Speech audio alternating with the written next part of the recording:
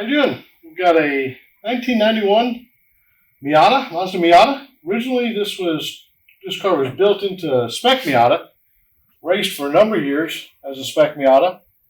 Real popular class. It runs in NASA and SCCA. And built the car back in 2002. Raced in 2003, 2004 for a number of years after that as well. This car started life at about 114 horsepower to the flywheel. Did quite a bit of bolt-on modifications to it. I'll show you some of them here.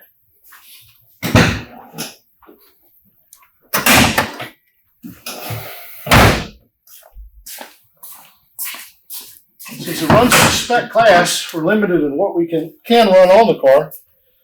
So some of the upgrades are things like a radiator, larger radiator to keep it cool. We're allowed to run a different air intake, different spark plug wires, different spark plugs.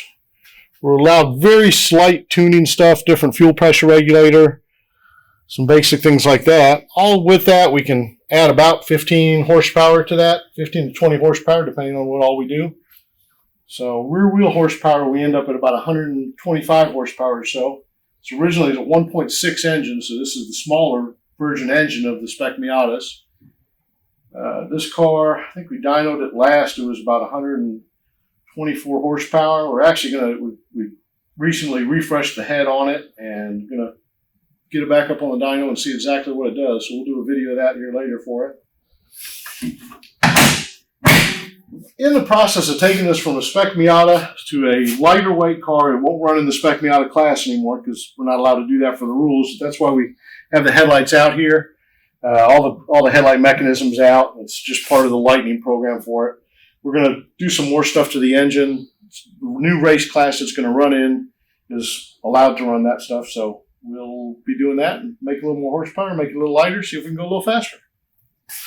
Inside the car, got a race seat with a lowered floor. We actually cut out the stock floor, which is allowed in the Spec Miata rules as well as the other classes. Once we do that, we're allowed to mount the seat a couple inches lower, and the floor in the Miatas are fairly uneven, so it allows us for a much better platform for the seat. And we did that here just a couple months ago, and we're going to strip out all the interior, repaint everything, so it'll all be new inside paint-wise.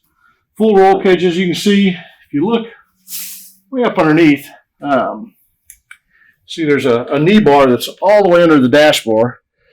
That goes from the A-pillar bar over here all the way over to the bar on the other side. Adds for stiffness and safety for the roll cage. Makes the car much safer to drive and a little bit stiffer chassis, so it handles a little bit better. So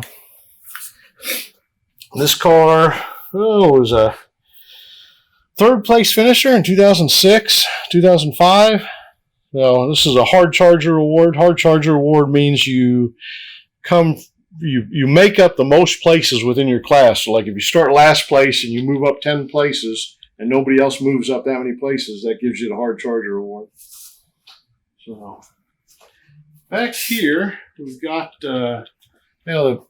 did this quick release on the door pull. This one was a little bit primitive, but this is how you open the door from the inside. It's all in the spirit of the rules still, but as lightweight as possible and easy to grab wherever you're at and get in and out. So we're going to redo that as well.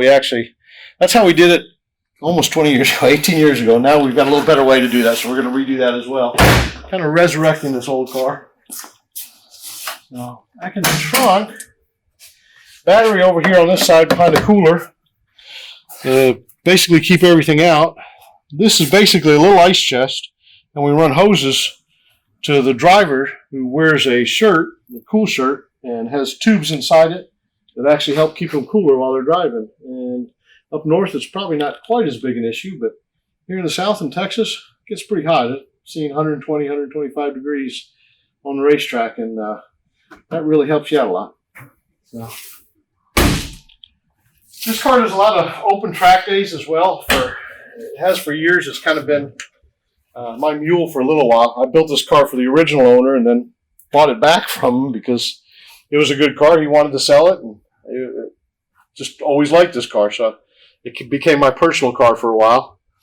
And it's seen a number of other drivers over the years. But we run a passenger seat in it as well, and it's a lightweight aluminum seat. Reason being, on open track days, we're allowed to take passengers with us, so we can take somebody with us and show them what it's like to drive on the racetrack and what it's like to ride in a race car and give them a little idea of what it is. These are still the spec wheels on the car. We've actually got 2 different wheels, front and rear, right now, but those are coming off and going to get retired or delegated to another car instead. And we're going to go with a little bit bigger, wider wheel on it. So, interestingly enough, when I first built this car, the original owner of it did not have an SCCA race license. So I asked a buddy of mine, and I've got a photo of it over here. That's a good buddy of mine to drive it for him, basically. And he's a pretty good driver. And first race the car was ever in, did 3rd place in class, 3rd place overall. This was up at Texas World Speedway. Gordon was the owner and Haas Fogel was the driver. That was best lap during the race was a 2:02.907, Texas Road Speedway, and 2.9 mile course, and that was in 2003, January 10th, 11th, 2003. So some time ago, but that's when the car was still brand new, basically, or at least freshly built. Anyway, we're going to resurrect the car, like I said, make it lighter, make it faster, and we'll do some progress videos of it as we go through it, show the upgrades we're doing and what we're doing to make it faster, make it lighter, and we'll see those in future episodes. Have a great day.